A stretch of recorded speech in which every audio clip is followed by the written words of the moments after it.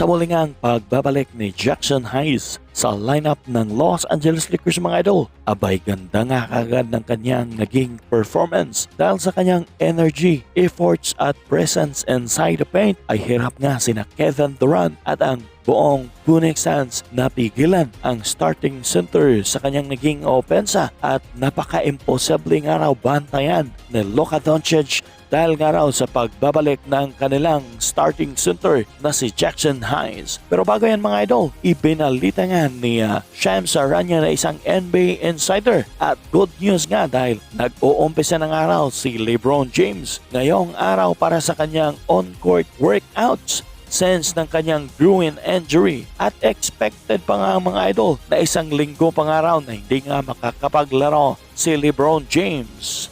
Samantala, panalo nga ang Los Angeles Lakers sa naging laban nila kontra sa Phoenix Suns mga idol. At ang isang araw sa mga dahilan kung bakit naipanalo nga ng Lakers ang laban ay dahil nga raw sa muling pagbabalik ng kanilang starting center na si Jackson Hayes. Dahil kitang-kita nga raw ang energy, efforts at presence inside the paint kung kaya't hirap nga raw si Kevin Durant at ang buong Phoenix Suns na pigilan ang magandang opensa ng Lakers. Yan nga ang sinabi ni Austin Reeves sa kanyang naging post-game interview mga idol. Ayon pa nga sa kanya na nakapagbibigay nga raw ng malaking impact sa kanilang koponan ang muling ang pagbabalik ng kanilang starting center dahil nga sa naibibigay nitong efforts at lob threat inside the paint. Dagdag pa nga ni AR mga idol dahil nga raw sa muling pagbabalik ni Jackson Hayes sa kanilang lineups ay napaka-imposible nga raw bantayan ni Luka Doncic dahil nga raw merong maaasahan na center na kayang sumalaw ng bola para sa isang lob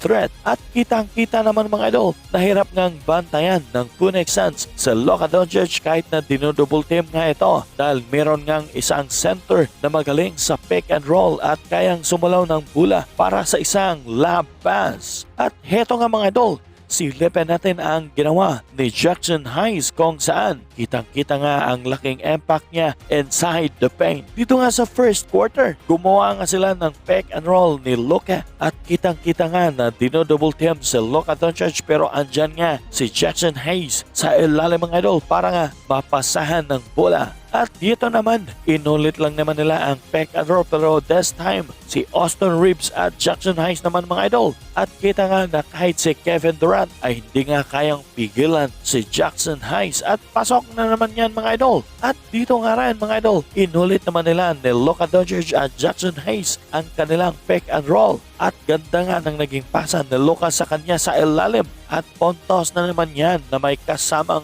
foul. At yan nga ang iilan sa kanyang ginawa ni Jackson Hayes mga idol na isa nga sa mga dahilan kung bakit naipanalo nga nila ang laban. Abay talagang laking impact nga ni Jackson Hayes mga idol sa kanyang muling pagbabalik sa lineups ng Los Angeles Lakers.